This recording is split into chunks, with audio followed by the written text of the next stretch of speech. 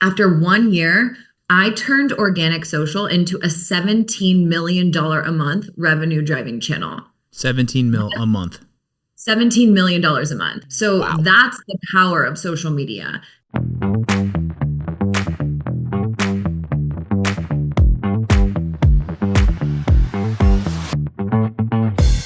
Join us for Impact Live 2024 in Hartford, Connecticut this October 14th through the 16th. Over 3 days, business owners, CEOs, and marketing and sales leaders will learn proven strategies to drive business growth.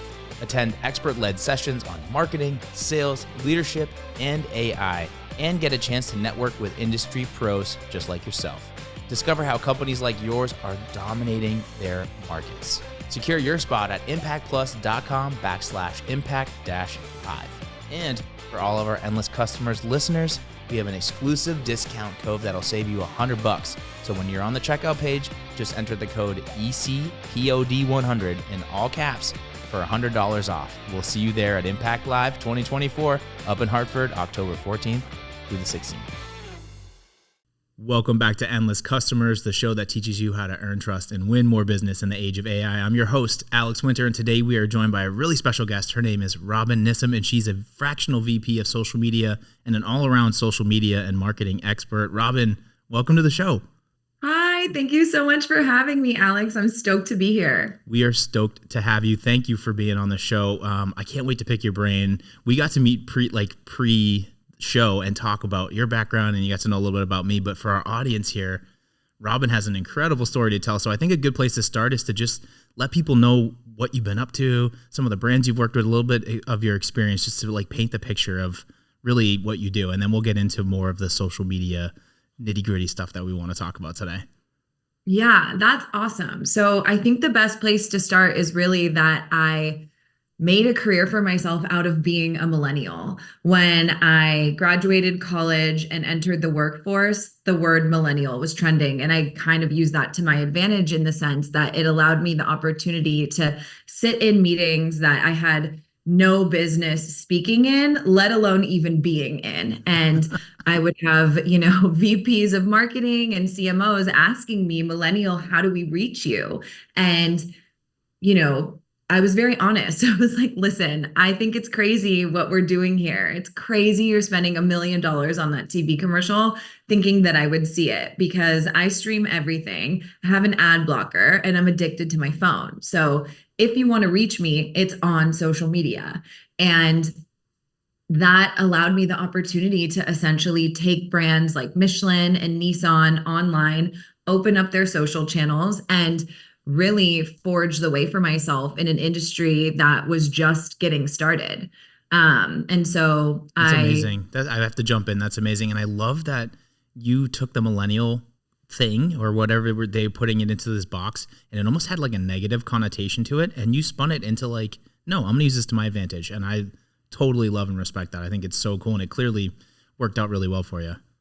It did work out. And what's funny now is when I'm working with Gen Z staff or people, I'm like, use that to your advantage. And as I'm working with clients, I'm constantly sourcing Gen Z's opinion because I realize I'm no longer that target market, right? And that's okay because I have all of this historical foundational knowledge that ultimately is never going to expire, but I just might not be the target. So I need to get that Gen Z lens. And I think it's something for any younger listeners to like really lean into. That's a great perspective and a good perspective for people to have that are watching and listening, because you may start to get in the negative headspace of like, oh, I'm Gen Z and there's this, people have preconceived ideas, and it's like, no, you have the ability to use that to your advantage and to write your own destiny. So it's all about perspective and how you leverage it, which is a really cool piece.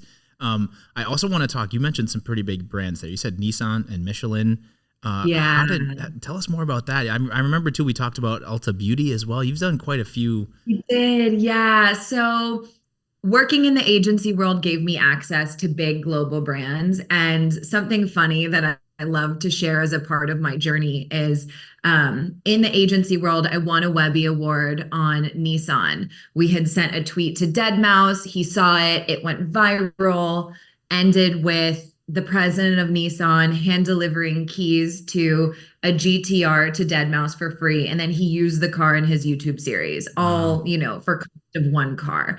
And that was epic. And I like to joke, that's when I had my mic drop moment and I left the agency world because I was like, I'm carrying the team on my back. We did that with zero brand dollars.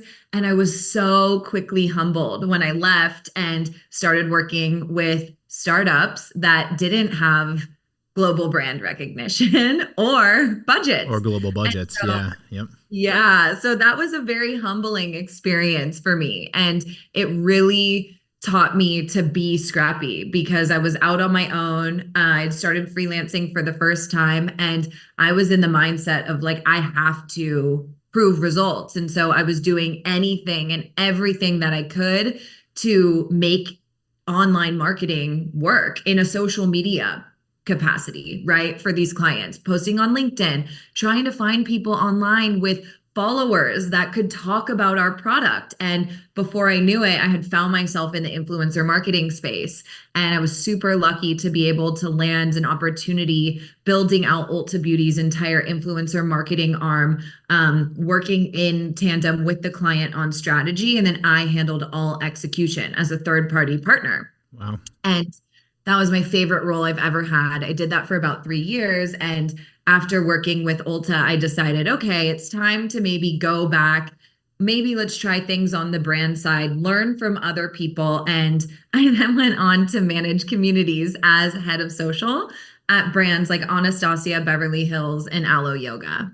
Wow. So, yeah, some big names there. Big names. And I know we're name dropping, but I think it's important just from the authority perspective of like, you've had real world experience. You work with global brands and you've done everything in between too. So like you've really gone from the agency piece to being your own business and making moves and making things happen. And I think it's really cool. And the reason why I wanted to talk to you today is because at Endless Customers, whether it's social media, whether it's blogging, whether it's your website, it doesn't matter what it is, but the goal for us in our ecosystem is to create trust. And I think one of the best ways to create trust and build trust with your audience is with social media, because that's where you can keep it real. And I love talking to you because I feel like you keep it real. And it's just that social media is just like an extension of your personality, in my opinion, and I think that's It really is. yeah. And I think that's a really cool part of something that people tend to forget with social is like, it's about me and I want to show off and I want to do this. And it's not, it's really about engaging with your community. And you have to also be responsive to that and listen to what your community wants and meet them where they are, which is exactly what Endless Customers is all about. Yeah. Yeah, and that's my favorite thing about social is it's not about you. And that's one of the pieces of advice I give. It's like, yes, we're here to educate people about the brand, but we're also here to entertain them and to inspire them and engage with them. So if we get a negative comment or a positive comment, let's turn that into content. Let's take that as an opportunity to go deeper. If there's a larger business opportunity on the table that we can't figure out internally, why not source it out to social media and make a fun piece of content about it? That's the beauty of social. Unlike email, unlike the web team, any other channel, there's an opportunity to have an open conversation. There's an opportunity for dialogue that just doesn't exist on other channels. Yeah, that's definitely a differentiator. And it's something that you can really leverage to your advantage. So I have a question here, and I'm curious for business owners and for businesses out there, are there misconceptions? Because social media is shifting and AI is coming out and all this stuff is happening. And it's always a constant, like almost the arms race of technology, right? But are there misconceptions about social media that businesses need to be thinking about in today's marketplace? So yes, I definitely think that there are several misconceptions, but I think that the two biggest ones, number one, is that my target is not on social media. That's just not true. I just looked up the stats earlier this week. About 64% of the population that is over 18 is on social media. Wow. So 64%, there's a good chance someone in your target is there. That's a misconception, right? That they're not there. They are there. You probably just don't know how to reach them. And I think the second biggest, most harmful misconception about social is truly that anyone can do it. Back in the day when social wasn't monetized and wasn't this massive thing that had 64% of the world's population using, anyone could do it because that was the Wild West and we were just figuring it out. Totally. But now Yeah. we're at a point where social media actually is a revenue driving channel. When I started working at Aloe Yoga, there was no such thing as aloe. There was no such thing as aloe wellness. There was no such thing as aloe men, aloe beauty. None of that existed. It was just aloe yoga, and they were making $0 off social media. After 1 year opening up aloe wellness, aloe men, taking over aloe moves, I turned organic social into a $17 million a month revenue driving channel. 17 mil a month. $17 million a month. I was Wow. making 5% of business revenue. So Wow. that's the power of social media. And look, Aloe is definitely an outlier in the sense that we were working under very, very, very big budgets. Understood. The resources were there, which makes your job easier when you have those resources. There. Yeah. Right. But all of this is to say, you don't just create that stream of revenue with luck, right? It's not just personality. There's strategy, there's marketing involved. And so coming back, sorry, this was a bit of a tangent that No, I I love went it. on. Coming back to the misconception, not just anyone can do social media because social media done well is a hybrid of brand marketing, of digital marketing, tracking, making sure you understand your user's journey, and then pairing that with creative, whether it's lo-fi or hi-fi. The best social media is a blend of all of those things. So if you're outsourcing social media to someone who's never worked in business marketing, doesn't know how to track digitally, and maybe is only good at creative, you're missing 2/3 of what it takes to be successful. Gotcha. Yeah, no, that's a really good point. So I have to go back into what you were saying. I'm going to go a little off script here. You were talking about Yeah. aloe. No, this is just fascinating to me because listen, $17 million a month. That's a lot It's of a money. lot. And to go from Yeah. zero to that is Yeah, in a year. is 1 year. enormous. And that's a short time span to make something like that really happen and have that kind of traction and success, right? How was it coming into aloe when it was just aloe yoga and you're talking about social, like to get the buy-in and to get them to commit to wanting to do something like that and actually get that ROI? Like, what was that journey like? So I was super fortunate in the sense that I was poached from Anastasia Beverly Hills when I was at Aloe, and they brought me in saying, "We want to be sensational. Your only job is to blow this up, and we will give you every resource you need. You will be getting rid of the team here. You can bring on your own team. You just say what you need and go get to work." I was like, amazing. Who doesn't That's, want to hear that, yeah. right? Well, so they were already But bought in. They saw the value. they were bought in, Okay. and it was still really hard because what people don't know or maybe talk about in social media, um, you're doing your role and you're doing all these things, but the unspoken, part of the job description is advocating for your channel across the entire organization. So connecting with stakeholders in product, in digital, in customer service, in store, at retail, right? You need to be so plugged into what every single department is doing so that you can be successful on social and that you don't run out of things to talk about and it doesn't get stale or boring to your consumers, right? Yeah. And so there's a lot of advocating that happens behind the scene to get buy-in from all of your different stakeholders. And so that was the challenge. But what was really beautiful about Aloe was, number one, no budget is like the best space to play in. And I've never been able to find anything like it since I left. Yeah. Yeah. But It's just like whatever you also, want. It's like a la carte. Just go for it. it's a dream. That was a dream, and I realized like that's what it was. It was a dream. That's the exception, not the rule. And so I find myself having to pare a lot of things back now as I'm working with different brands. But we had a killer setup in the sense that we had PR, community activations, events, influencer and social working as like a four-headed dragon. Okay. And that was my biggest takeaway from being successful, right? Like social media is never just going to be successful if you leave it up to one person. But if you give them the ability to mobilize and leverage every single one of their marketing functions as well as core core functions throughout the org, it's going to be unstoppable, honestly. Yeah, no, that's a really good point too. And I think that's something that is important for people to think about, where you said user journeys or like the paths you want people to come down, and you design those. And social Yeah, media is a big part of that, because that's usually the top of the funnel where the awareness engine starts, the curiosity starts, and you start to pull them in. So like it all plays into exactly what you're saying. And it's not just that one person in social. You got to get the buy-in from everybody. I love that. And we're very much about buy-in here, because we also, well, what we teach and what we coach on here at Impact is very similar in the sense that, like, if you don't have buy-in from the top down and the organization isn't really feeling it and wanting to work the plan, it's not going to work. You have to have that yeah. buy-in, and that's the baseline. 100%. Without the buy-in, you will have a burnt out social media marketer because this person is facing, you know, I'm just going to call it what it is, trolls online all day, and then they're banging their head against the wall internally too. Like Yeah. that's what makes the job really hard. And what I don't think that the industry or people who haven't worked in social understand about this role. Yeah. Well said. So we work with a lot of businesses that maybe don't have the same target audience, that aren't like necessarily Gen Z or the younger generation.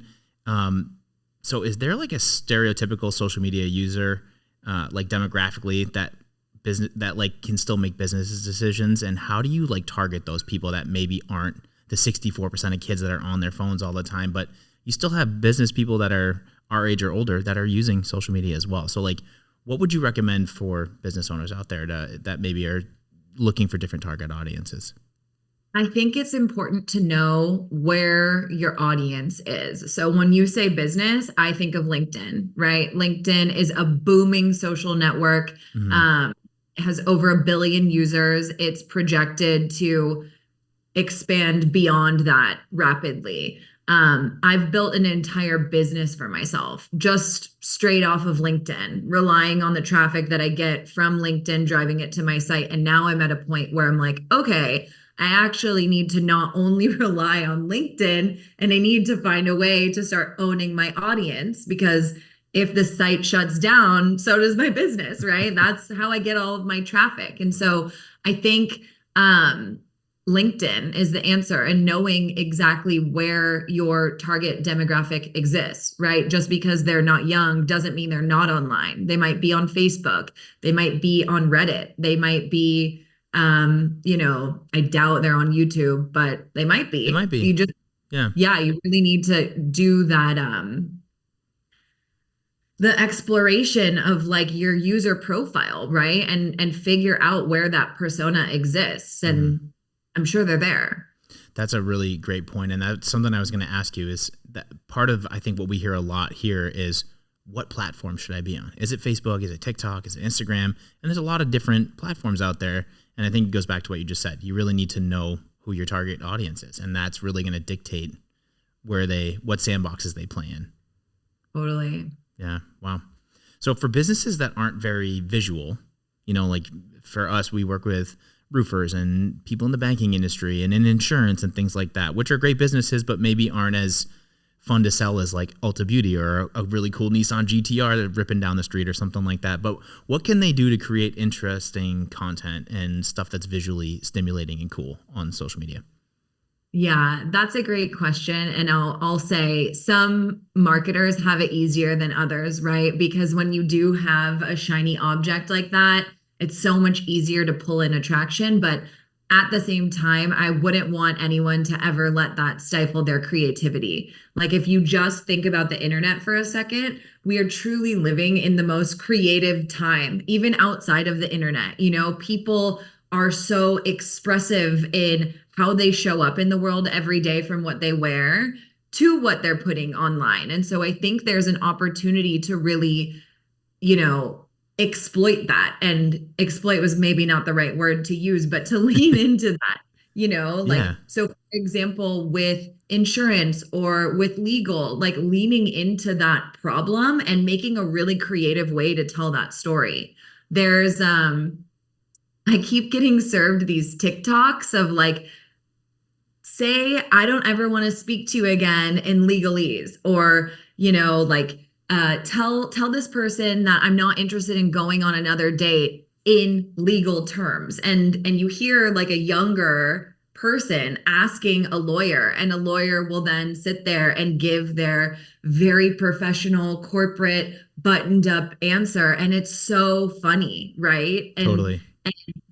that is awareness content, right? If we go back to the funnel, that's top of the funnel, but that's how you're gonna start engaging people. And so I think it's important to, number one, lean into those problems in creative ways. And then number two, know that you can leverage content to create awareness, or you can then have more serious, specific, tailored content to drive that conversion, right? Yeah, no, that makes so much sense, and you got my wheel spinning. I'm thinking as you're talking here, like, so if you want to create content that's creative and that's engaging, you have to think a little outside the box, and sometimes you have to step away from maybe the bubble that you're in, right? How do you do that if like, you're a business owner or if you're a marketer, right, and you're in this business? How do you get people to step out of the bubble and try to get creative and then come up with like a strategy, right? And then what does that strategy look like? Do you do quarterly? Is it annual? Like, what can you paint that picture for us as far as like strategically what works best? Yeah. So when I'm working with a client, I always will craft a strategy that supports the business. And so when we think about a business, there's generally your brand, right? Or the business, or let's say it's a law firm, something that's not flashy. So it's like you have your law firm. What are the law firm's values, right? What was it founded upon? Is it a family firm? Is there a story that's deeper that we can lean into? That could tell us that you guys have been around for 20 years and it was passed down from grandfather now to grandson, and there are generations, right? It's like we want to go deep. Who cares about your service? Let's get people to know, like, pull on their heartstrings a little bit before we start talking business. Like, show them the family dog. You know what I mean? And then, of course, there is like supporting the business. So, what are your services, right? Why do people need those services? When do those services come in handy? What, as a lawyer, do you know about those services that the average everyday person doesn't know? And how can we share that in a way that's digestible? So, like, that's kind of what I'll go through in the very beginning phases of working with a client, talking about, again, the business, your offerings, other relevant things. Maybe you host webinars, maybe you host coffee chats, maybe you guys are involved in community initiatives that you want to talk about and that are a big part of your culture, right? We'll uncover all of those things, and I'll create a strategy that, like I said, is aimed to be all encompassing of supporting the business. And as a marketer, I will go deeper to pull out those layers, right? Peel back the onion and find something to talk about that people who aren't in the law space can connect with. That's a great And point. generally, Yeah, oh that's a great yeah. point. Well, because you want variety, and I think that's something too that when you create content, you can start to get into the cycle of like creating the same type of content. And even though it might be shot well, it might be fun, it might be creative, whatever it is, but it might end up becoming like when someone lands on your channel or your page, it's It a gets lot boring. a lot of the same stuff. So like, how do you create some variety and mix it up a bit where it continues to be engaging and keeps people entertained? Well, I have a secret weapon, which I like to call my content matrix. Ooh, ooh, I And like I secret weapons. Do tell. Yeah, no, I teach it in my group training program, which is called Running Social for Brands, where I'm essentially striving to help make social media marketers better, because at my level, I'm running into so much pushback from CEOs that are saying our target's not on social. And it's exactly like what we talked about earlier. I'm like, they are on social. You just don't have a good social marketer. So my Wow, solve for that is this group training program. And in that, I have my content matrix, which allows you to stay on strategy with your theme of content, but you're constantly diversifying to make it different so that your audience doesn't get fatigued with content. That's the goal. I think that's definitely the goal. So can we talk a little bit too about these CEOs? Because we hear this too, like our audience isn't on social media. We're not making any money with social media. We're not getting leads from social media. And I think what you just said is true. It's like, it's not social media's fault. It's more of like, you have Right. to reassess what your strategy is and what you're doing on social media. And I guess my question for you, this happens a lot where we start to implement an idea or a strategy and it may not work, or it may not be getting the traction that you think. Where would you, as an expert, draw the line on like, we're going to experiment and try some of this, and then if it doesn't, we got to shift? And like, what does that look like as you navigate through some of those situations? I love this because this helps me answer the last question. Perfect. So yeah, no, because what you create your strategy, and that's a framework, right? And you test it. And the goal is, the way that I like to approach strategy is, I talk about the same thing every single day of the week. Sunday to Sunday, I have a theme of what I'm talking about. And I just say it in a different way, week over week over week. So after about 6 weeks, you can see, okay, I've now tried the same piece of content pillar, bucket, theme, whatever you want to call it, multiple different ways. Is this working? Is it not working? I think you start to get a sense at the 6 week mark, but you really don't know before 3 months. 3 months really allows you to exhaust the number of different ways that you try to tell the same story. Okay. And like, you just are never going to know. You have to keep iterating. And that's like the beauty, and possibly one of the biggest pain points of social media is finding the right way to deliver that message. You're not always going to deliver your message the right way the first time.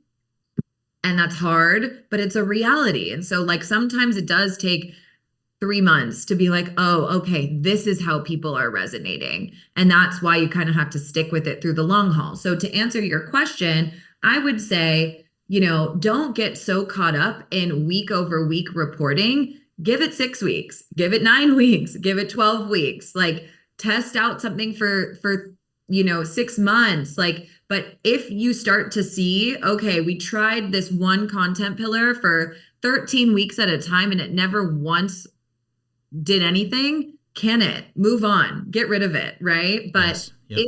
if you're seeing, okay, this way worked, this way didn't, this way worked, this way didn't, there's a little bit of proof of concept that it's not a bad idea. It's just the execution, right? That's where the flaw is. Absolutely. Yeah, absolutely. And I think the other thing too, and this is something that I learned from experience, because I think I came into the workforce around the same time as you. It was after the economic crash of '08, and it was like social media was this new thing that people were starting to leverage, right?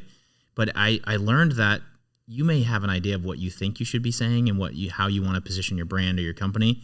But the reality is you need to listen to your audience. And you said resonate. Yeah. It's what resonates with your audience. And a lot of times they tell you what they want, and it's your job to listen to them. It's not what you want. It's about them. And really, if you want to build trust and have that relationship with them, you have to give the people what they want. Exactly. That's exactly it. And another thing that I like to say is, you don't get to choose your audience. Your audience chooses you, at least in organic social, Yes, right? well said. So that's something that's going to help you determine, like, okay, for example, with MeUndies, they're my client right now. Our audience is obsessed with print underwear, hedgehogs on your butt, Beetlejuice sold out in 30 seconds. And we also have this entire suite of amazing, beautiful, neutral daily core products, but our audience doesn't know about that.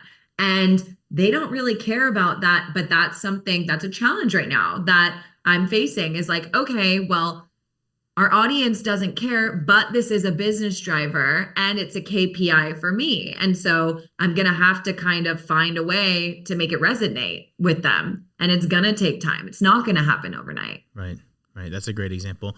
If there's a business that either hasn't started with social media or really hasn't like had a serious strategy around social media, what do they need to do today, right now? After watching this episode, they hear this conversation. What should they go do to try to start their journey off on the right foot? Oh, I love this question because there's a place on social media for everyone, and I want all the brands to be there, and I want everyone to be successful doing it because the reality is it's just not going anywhere. And so I think, number one is like go look at your competitors, right? What are they doing on social media? That's going to be a really good place for you to either make the case that you need to be there, or help you get into the right headspace of like how you should be thinking about it. Or potentially, like you look at their content and you're like, they're not doing great. And so that shows you, oh, now I have all these ideas of how I could do it better. I think you also want to think about, like I said earlier, all of the different things about your company and your services or your products and offerings that make you unique, and how you can go deeper beyond just like give us money and we'll give you something, right? Like tell that story. And then also think about resourcing, because this is not a one person job. It could start out as a one person job, but this one person is going to need marketing direction. Like I said, they're going to need support from digital in terms of making sure that link tracking is appropriate so that their channel will get appropriate credit for what they're driving. Hmm. You're going to need creative resources. It's not something that just one person can do on their own really well. And I want to preface too that like you need to start slow in the sense that you're not just going to get to $17 million a month right away. Like, yeah, you're going to be link tracking, but you'll be lucky if you send like one person somewhere in your first month. Because if you're starting from zero, I just want to level set with you. You've got a big hill to climb. And if you don't have paid resources to help amplify that, it's just going to take even longer. So that just sounded really negative. I'm sorry. It Yeah, wasn't the intent. but you keep it real, and we got to keep it real. And I think it's important to set the expectation that there are ways to do things, and there are right ways and there are not so right ways. And if you really want to have the traction and success that I think everybody does want, then you got to listen to Robyn over here and do the things correctly. Social just needs resources. Yeah, That is it. yeah. That's the plug. You said you had mentioned paid. It just in my head, I'm like, so when you do the paid pushes and you do promotions on posts and things like that, how much does that help? How much do you need to push towards a paid promotion? Should people that are just starting out be paying to boost their posts and things like that? Like, how does that work? I know there's a science to it. So, and you can keep it general, Yeah. like keep it high level, because I know there's a million different ways this could go.